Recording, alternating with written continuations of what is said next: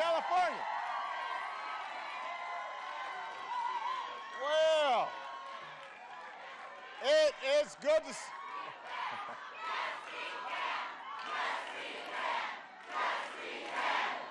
Thank you, everybody. Thank you. It is good to be back in California.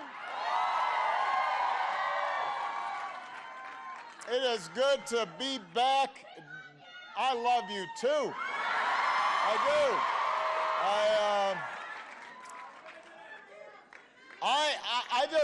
I just had time to spend with some amazing Democratic candidates for Congress.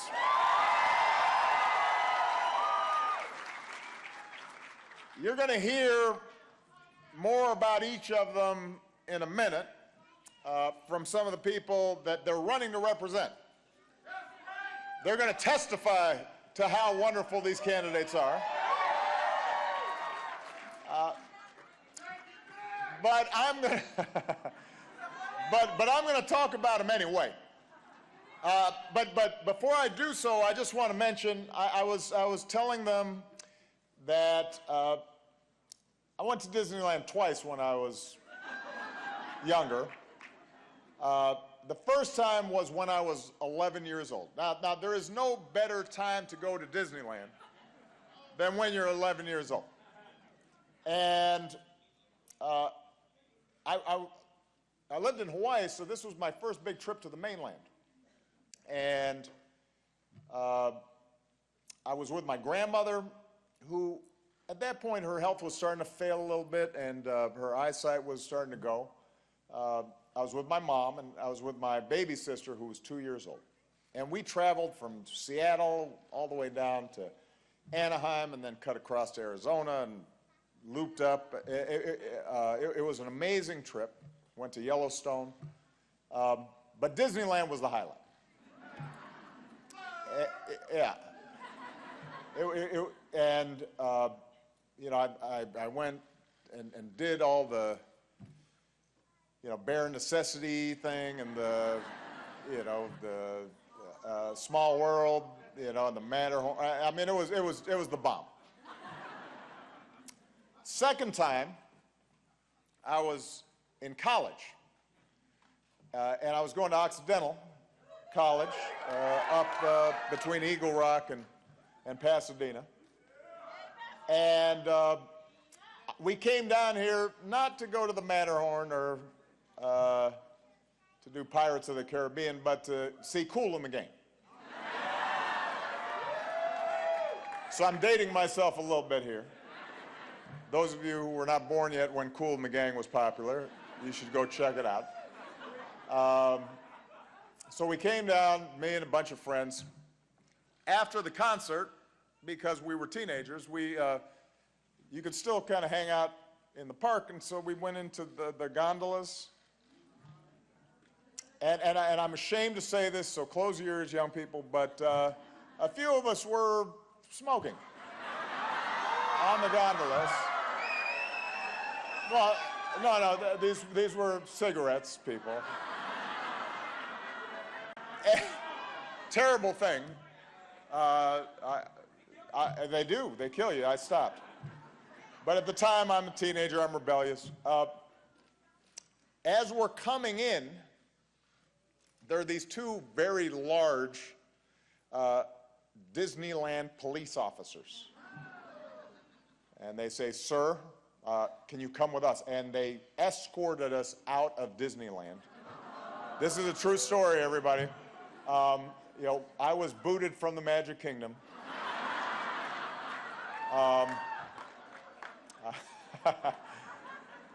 But you know what I remember about it was, at the end, they said, "You're going to have to leave, sir, for breaking the rules of the Magic Kingdom, but you are welcome to come back anytime." Which I thought, well, that was nice of them. Anyway, those are my memories of Disneyland. I'm just giving you a little context for my appearance here today. I do. I love you too. Now, I gave a long speech yesterday, and And so today is a different role. Today, really, what I want to do is highlight the extraordinary collection of candidates who have decided to step up and bring out the best in our country. As I said yesterday, we're in a challenging moment because when you look at the arc of American history, there's always been a push and pull between those who want to go forward and those who want to look back, between those who want to divide and those who are seeking to bring people together, between those who promote a politics of hope and those who exploit a politics of fear.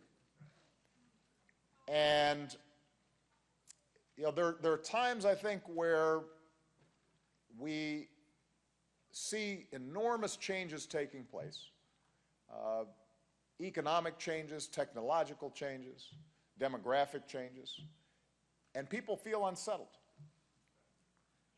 People feel scared.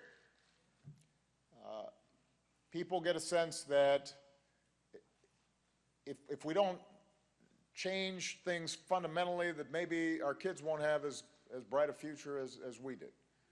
People are worried about whether they're going to be able to retire. Folks worry about whether their child's going to be able to afford a college education, and if they do, the mountains of debt that are going to hamper them in buying that first home or starting a business. People are concerned about climate change and preserving the incredible natural beauty that California represents. People are worried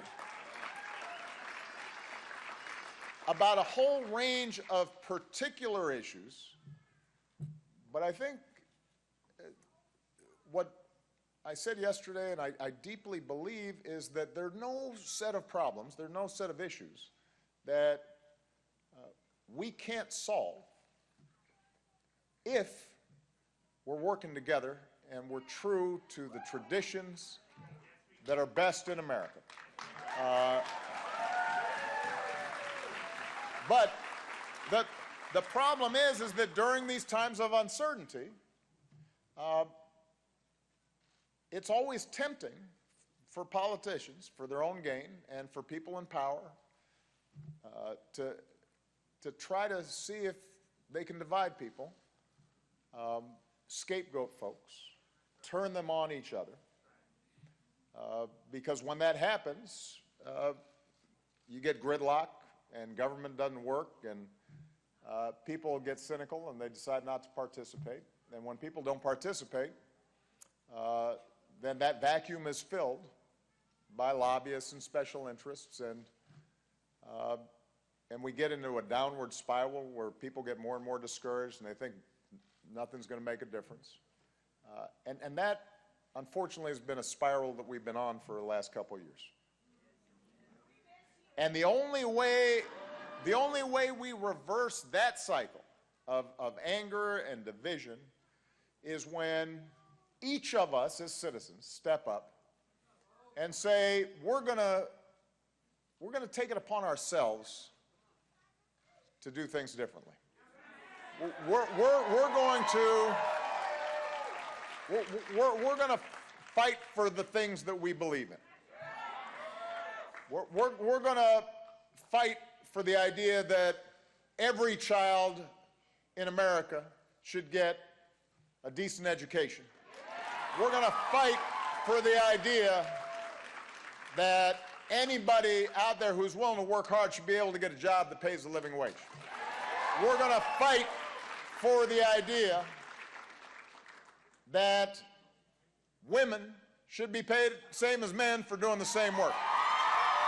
We're going to fight for the notion that our seniors should be able to rely on Social Security and Medicare and be able to retire with dignity and with respect.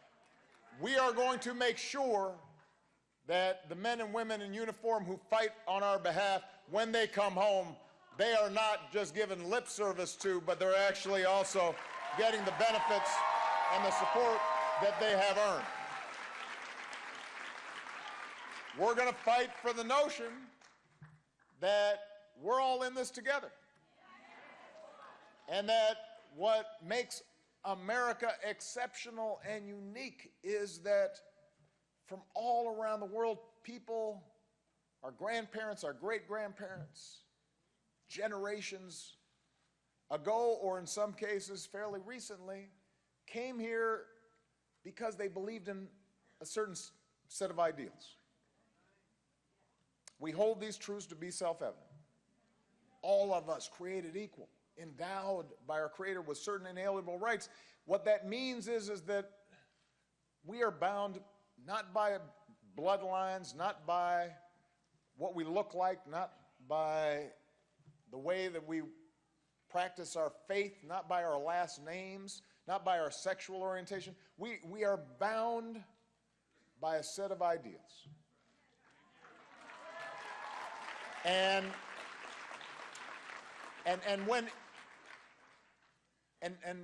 finally, we are bound by the notion that this is a government of and by and for the people. We don't have a permanent elite.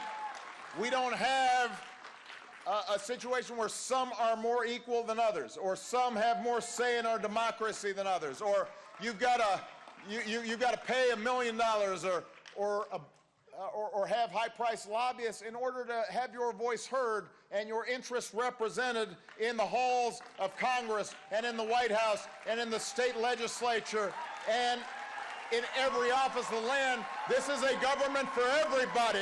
It's not for sale. That's what we believe in.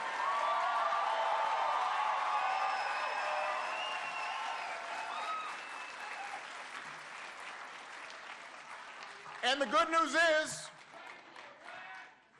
and the good news is that we've got candidates who represent those values. They've stepped up. They're fired up. They're ready to go. I'm just going to talk about them a little bit here. By the way, some of them have their families here, so, you know, their moms are here, their dads are here. They're very proud of these candidates. Their spouses are here, their kids are here, so it is a family affair. When you step up and run for Congress, it's not just you. You're dragging a whole bunch of all your old friends from high school. You're calling them up. Come on out here. Let's get going. Josh Harder is running in the Central Valley. Where's Josh? There he is. Josh went to public schools, worked his way through college and business school, spent his career helping entrepreneurs create new jobs here in California. He's young, he's dynamic. He's got some corny jokes that I really like. He's told me about them. First time I met him, he says, "I work harder." I said, I love that line, man. Keep on using that stuff. People remember that. TJ Kotz is running in the Central Valley. Son of immigrants, started 2 companies of his own, works to bring opportunity to neighborhoods where Wall Street and big banks don't go, don't invest. He's investing, he's creating jobs. That's why we need to send him to Congress. Josh and TJ may be running in different districts, but they're running for the same reasons, to make sure every Central Valley kid has the same kind of opportunities that they had. Then you got Gil Cisneros, running to make sure our kids can access the same kinds of ladders of opportunity that this country and the Navy, the United States Navy, gave him. More Navy medals for his service than he has years in politics. Spent those years since he was in the Navy fighting for our veterans and for our kids in public schools. And I should add that he worked with Michelle on her Reach Higher initiative to help more kids access higher education. We could not be prouder of Gil.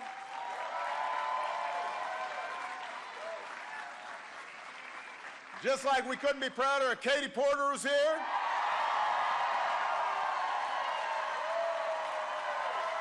Spent nearly 20 years as a consumer protection attorney. That means she was fighting for you. 20 years standing up to the powerful special interests and instead working on behalf of California families.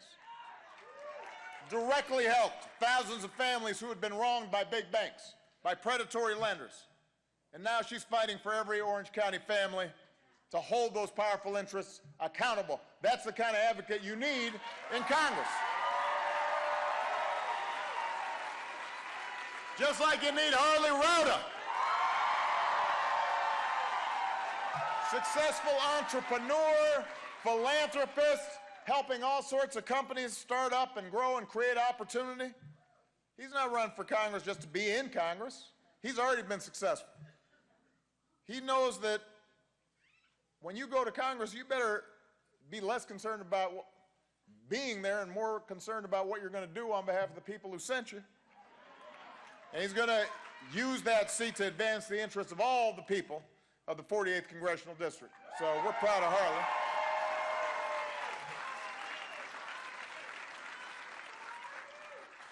Mike Levin's here. Where's Mike?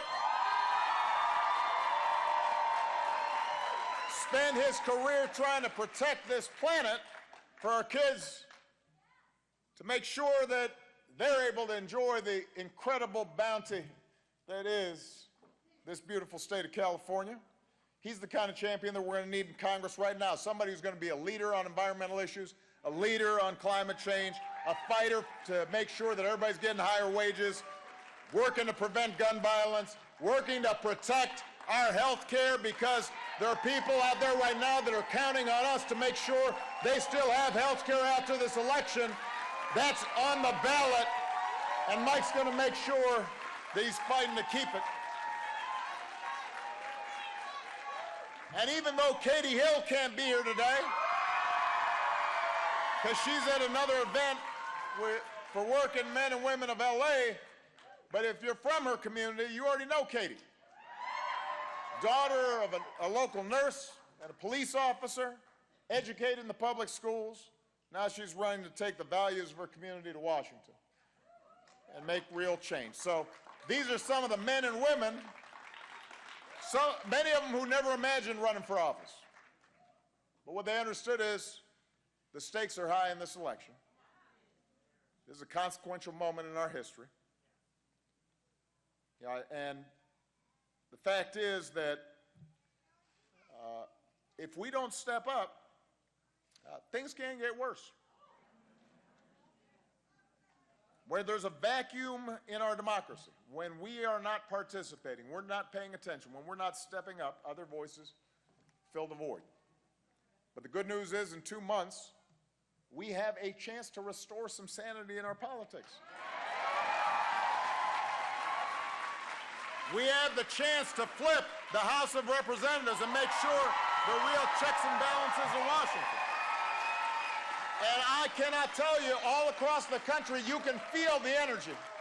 You can feel people saying, oh, enough is enough.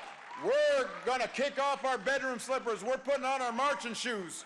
We are going to go out, and we're going to start taking some clipboards out.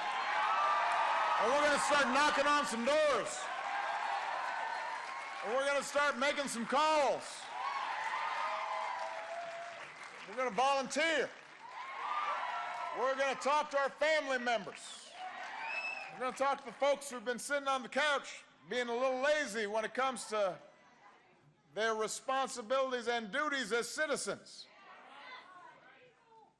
And by the way, we're reaching out not just to true blue, die-hard Democrats. I want to talk to independents who may have felt cynical about politics generally, but now you've got candidates here who, regardless of party affiliation, you can say, you know what, that person's going to fight for me. That person's honest. That person is in it for the right reasons. I trust that person. I want to reach out to some Republicans who kind of harken back to the values of a guy named Abraham Lincoln, first Republican president. And who say to themselves, I don't recognize what's going on in Washington right now. That's not what I believe. That's not who we are as a people and as a country. The biggest threat to our democracy, I said yesterday, is not, it's not one individual. It's not one big super PAC billionaires. It's apathy. It's indifference. It's us not doing what we're supposed to do. So as I look out at this amazing collection of volunteers and activists and moms and dads and police officers and nurses and teachers and small business leaders, and as I look at this group that is representative of this state and representative of this nation, people who are young and who are young at heart, I cannot help but feel optimistic, because if you are doing what you need to do, if you're active, involved, hopeful, optimistic, energized, fearless, if you're going out there between now and Election Day and doing everything possible to make sure that this government reflects the goodness and decency of the American people, I am absolutely confident these candidates are going to win. And if these candidates win, I am absolutely confident that Washington will start working better. And if Washington starts working better, we're going to solve the problems that this country faces. And we're going to deliver to our kids the kind of brighter future that they deserve. Are you ready to get to work? Are you ready to get to work? Are you ready to get to work? Let's go get this done. Thank you very much, everybody. I love you. God bless you. Come on, everybody. Let's go out there and do this thing.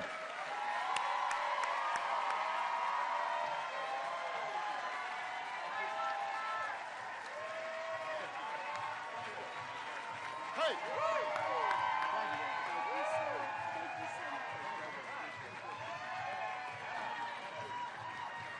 All right, come on.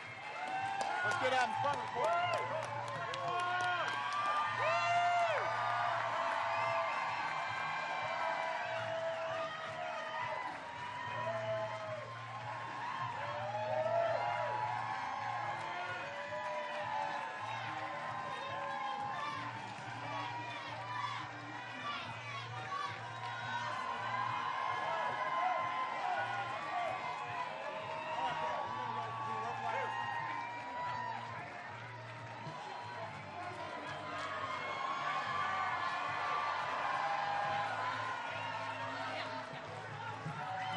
Senator.